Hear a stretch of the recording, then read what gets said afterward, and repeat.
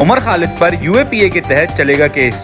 दिल्ली में पटाखा बैन पर बीजेपी आप आमने सामने। महबूबा मुफ्ती ने दोहराई 370 की बहाली की मांग। ऑडी सवार लड़की ने मारी जोरदार टक्कर, छत पर जा गिरा युवक। अमेरिका सड़कों पर, हर वोट की गिनती करो का गूंज रहा नारा। दिल्ली हिंसा मामले में उमर खालिद और अन्य के खिलाफ मुकदमा चलाने के लिए दिल्ली सरकार और गृह मंत्रालय ने स्वीकृति दे दी है। उमर खालिद को दिल्ली पुलिस ने हिंसा के मामले में यूएपीए के तहत गिरफ्तार किया था।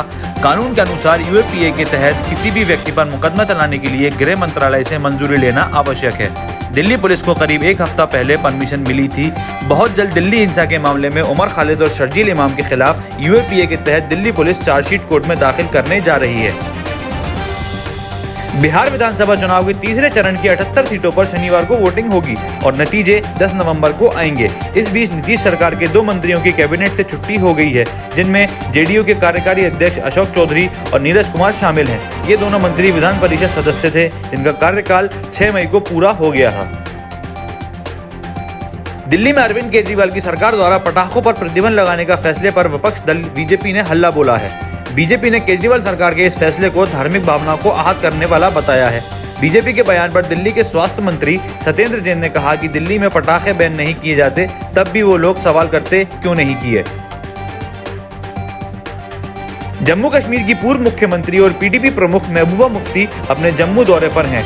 उन्होंने यहां एक बार फिर अनुच्छेद 370 की बहाली का मुद्दा उठाया। पार्टी कार्यालय में पीडीपी कार्यकर्ताओं को संबोधित करते हुए महबूबा ने कहा कि भारत के संविधान ने हमें अलग झंडा दिया है और हम उसे वापस हासिल करना चाहते हैं। फरीदाबाद के वल्लभगढ़ में हुए निकिता तोमर हत्याकांड में एसआईटी ने चार्जशीट दायर कर दी है।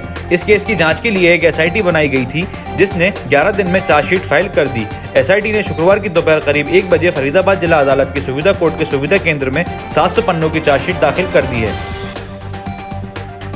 देश की राजधानी दिल्ली से एक बार फिर शर्मसार करने वाली खबर सामने आई है। यहाँ बवाना की एक कॉलेज में 4.5 साल की बच्ची से गैंग रेप किया गया है। घटना सामने आने के बाद बच्ची को दिल्ली की ही अम्बेडकर अस्पताल में भर्ती कराया गया है। बताया जा रहा है कि बच्ची की हालत गंभीर है। इस केस में नरेला थाना पुलिस ने 2 युवकों को हिरासत में लिया है। बताया जा रहा है कि पीड़ित परिवार बिहार का रहने वाला है। इस मामले में पॉस्को एक्ट तक के तहत केस दर्ज किया गया है।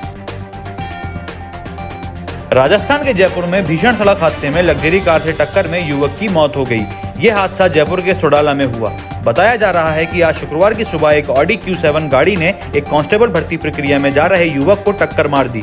टक्कर इतनी भीषण थी कि युवक एक घर की छत पर जाकर गिरा और उसकी टांग कट गई। इस एक्सीडेंट में युवक की मौत हो गई। आईपीएल के 13वें सीजन के एलिमिनेटर में शुक्रवार को अबू धाबी में रॉयल चैलेंजर्स बेंगलोर और सनराइजर्स हैदराबाद के बीच मुकाबला होगा। कठिन चुनौतियों से पार पाकर प्लेऑफ में जगह बनाने वाली सनराइजर्स हैदराबाद टीम के हौसले बुलंद हैं। ये मुकाबला शाम 7:30 बजे से खेला जाएगा। अमेरिका में राष्ट्रपति चुनाव की प्रक्रिया अभी पूरी तरह खत्म नहीं हुई है। जो बाइडेन और डोनाल्ड ट्रंप के बीच में कांटेदार मुकाबला चल रहा है। इस बार के नतीजे जितने दिलचस्प हो रहे हैं, वैसा ही ये चुनाव भी रहा है। 120 साल के इतिहास में ये ऐसा पहला चुनाव है जिसमें सबसे अधिक मतदान हुआ है। अभी तक की रिपोर्ट्स आई हैं, उनके आधार पर इस बार करीब 16 करोड़ अमेरिकी वोटर्स ने अपने मत का प्रयोग किया, जबकि अमेरिका में कुल वोटरों की संख्या 23.9 करोड़ के करीब है। साथ ही अभी ये डाटा अपडेट हो सकता है क्योंकि वोटों की गिनती जारी है।